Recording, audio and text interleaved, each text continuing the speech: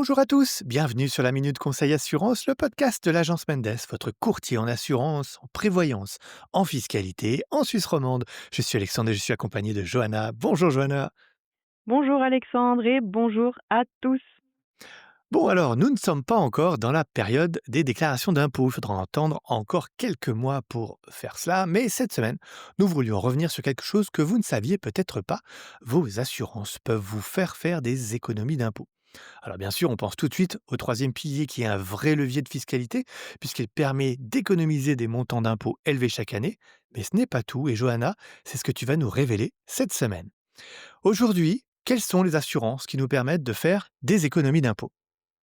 Alors Alexandre, comme tu l'as dit, le troisième pilier et particulièrement le 3A reste le levier fiscal par excellence.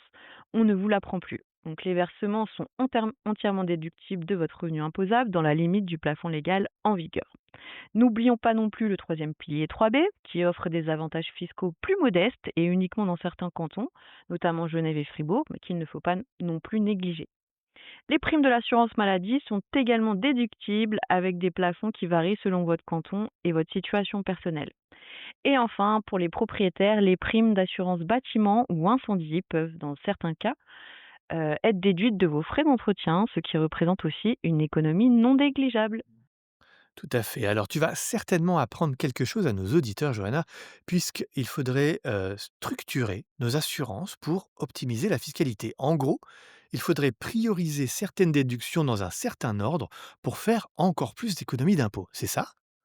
C'est exactement ça, Alexandre. L'objectif étant de profiter au maximum des déductions offertes pour les différents produits d'assurance.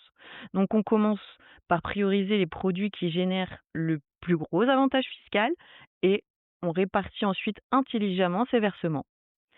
En premier lieu, les rachats LPP, qui contrairement au troisième pilier 3 ne sont pas plafonnés annuellement.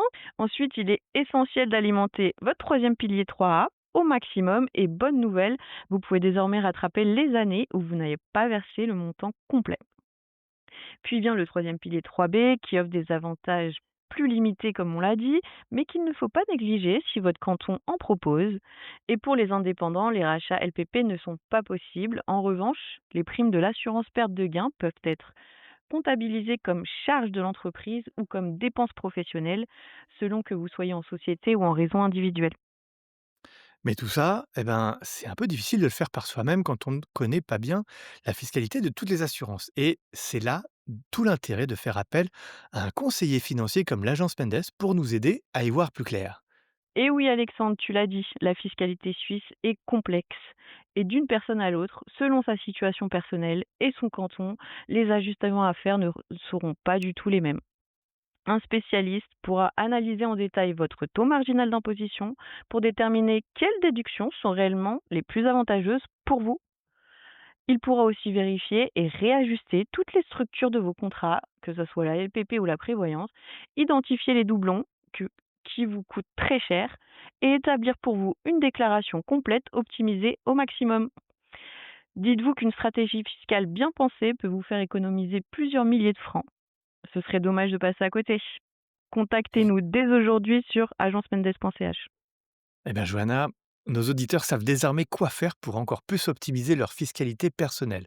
Comme tu l'as dit, on vous invite à contacter nos conseillers spécialisés dès le début de l'année 2026 pour préparer au mieux votre déclaration d'impôt. Johanna, un grand merci pour tes conseils encore une fois. Merci à toi Alexandre. On se retrouve la semaine prochaine pour un nouvel épisode. D'ici là, portez-vous bien et à bientôt.